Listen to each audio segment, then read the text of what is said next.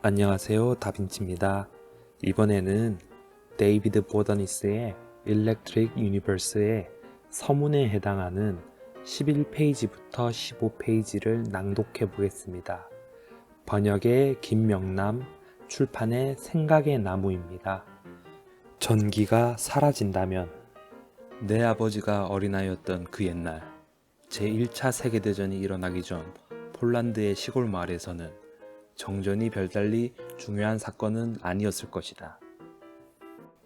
자동차가 없었으니 신호등도 없었을 테고, 따라서 신호등이 목통이 될 일도 애초에 없었다. 냉장고 대신 얼음덩어리나 시원한 보관실을 사용하고 있었으니 음식이 갑자기 상하는 일도 없었다.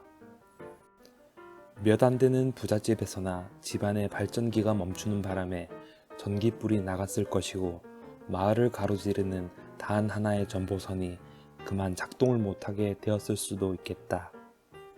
어쨌거나 사람들의 일상은 전과 다름없이 그럭저럭 굴러갔을 수 있었다. 내 아버지의 가족이 캐나다를 거쳐 미국 시카고로 이민을 온 1920년대 초 무렵에는 대규모 정전에 따른 상황도 달라져 있었다. 여전히 필요한 물건을 사는 데는 지장이 없었을 것이다. 컴퓨터를 통해 인증을 받아야 하는 신용카드가 없었기 때문이다. 하지만 일꾼들을 공장까지 실어다 주는 전차는 운행되지 못했다. 사무실에서 일할 때 필요한 전화도 작동하지 않았을 것이며, 승강기가 멎었을 테니 시카고가 자랑으로 여기던 마천루들은 특히나 고층 부분은 금세 접근할 수 없게 되었을 것이다. 그래도 그야말로 파국적인 지경에는 이르지 않았을 것 같다. 아직 트랙터에 거의 의존하지 않는 시기였으니 농작물은 전처럼 잘 기를 수 있었을 것이다. 석탄을 연료로 한 기차와 증기선 덕분에 도시의 물자 공급도 그런대로 원활했을 것이다. 요즘이라면 어떨까? 나는 지금 런던에 살고 있다. 이 도시 사람들은 꽤 냉정한 편이지만 그래도 나는 완벽한 정전 사태가 닥친다면 여기 있고 싶은 마음이 전혀 없다. 오늘날은 라디오나 텔레비전을 대부분 전원에 꽂아 사용하기 때문에 아이들의 학교가 수업을 하는지 알아보는 것조차 어려울 것이다. 휴대폰은 계속 작동하겠지만 배터리를 충전할 방도가 없으니 극도로 신중하게 사용할 수밖에 없다. 학교가 열렸다 해도 아이들은 차로 태워다 주는 일은 도박에 가까운 모험이다.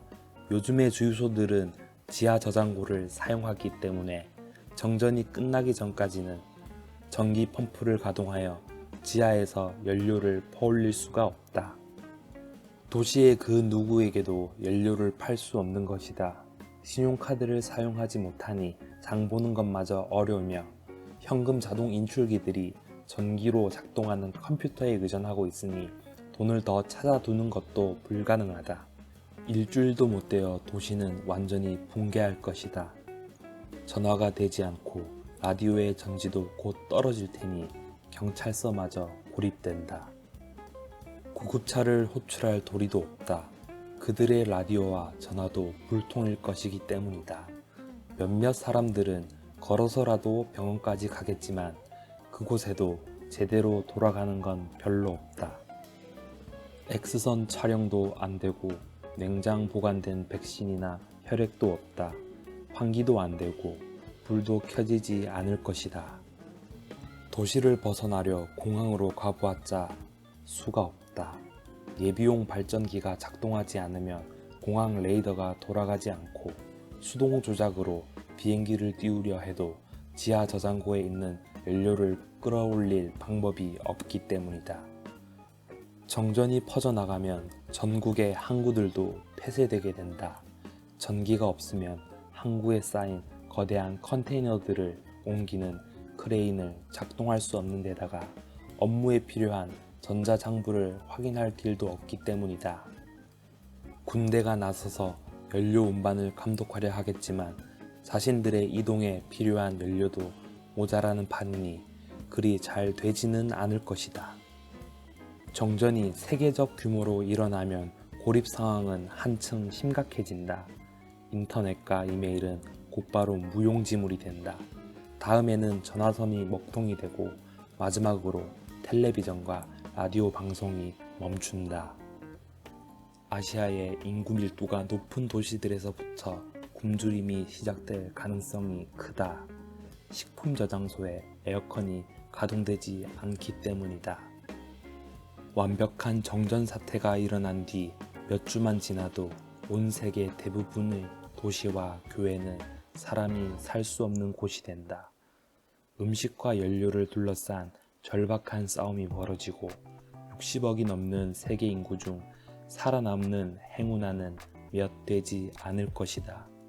그런데 중단되는 것이 인간의 전기 공급만이 아니라면 어떨까? 전기력이라는 것 자체가 사라져버린다면 어떻게 될까? 아마도 지구의 모든 바다들이 위로 솟구쳐 올라 증발할 것이다. 물 분자들끼리의 전기적 결합이 끊어지기 때문이다. 우리 몸속 DNA 분자 가닥들도 서로 뭉치지 않을 것이다. 대기를 호흡하는 생명체 중에 용케 살아남은 것이 있다 해도 금세 질식하게 된다. 전기적 인력이 존재하지 않으면 공기 중에 산소 분자가 혈액 속의 헤모글로빈 분자와 결합하지 못하고 쓸모없이 튕겨나갈 것이기 때문이다. 지구의 지각을 구성하는 규소와 여타 물질들을 단단히 묶어주던 전기력이 사라지므로 땅바닥이 갈라져 녹아내리기 시작할 것이다. 대륙판들이 갈갈이 찢어져 사라진 빈 공간으로는 높은 산이 무너져 내린다. 그때까지 살아남은 생명체가 있다면 최후의 순간에 태양이 꺼지는 것을 목격할지도 모른다. 우리의 태양에서 전기적으로 전해지던 빛이 한순간 멈춰버리면 세상의 마지막 날은 캄캄한 밤으로 변할 것이다.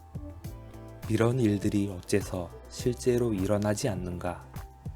전기의 힘은 매우 강력한 것으로 130억 년 전부터 지금까지 쉼없이 작동해 왔다.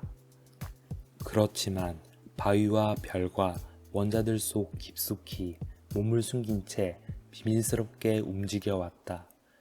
이 힘은 마치 고대 올림픽에서 싸우고 있는 두 레슬링 선수와 같다. 팽팽하게 맞잡은 그들의 손이 거의 움직이지 않기 때문에 싸우고 있다는 사실은 눈에 잘 띄지 않는다. 우리 주변의 모든 물체 속에는 거의 언제나 같은 양의 양전하와 음전하가 들어있다. 그 균형이 잘 잡혀 있으므로 그들이 언제 어디서나 영향을 미치고 있음에도 우리가 쉬이 알아차리지 못하는 것뿐이다. 아주 오랜 기간 은하가 태어나고 행성들이 만들어지고 지구 위에 땅과 나무와 풀이 생겨나는 동안에도 상황은 변하지 않았다. 과거에 짧게나마 전기의 존재가 목격되는 일이 있기는 했을 것이다. 오스트랄로피테쿠스나 현생 인류의 초기 선조들은 갑작스레 내려치는 번개를 본 경험이 있을 것이다. 그러나 이 힘은 모습을 드러내자마자 즉각 원래 머무르던 보이지 않는 영역으로 사라져버렸다. 인간은 역사가 시작된 이래 대부분의 기간에 이 힘의 존재를 눈치채지도 못한 채 이리저리 마주치고만 있었다.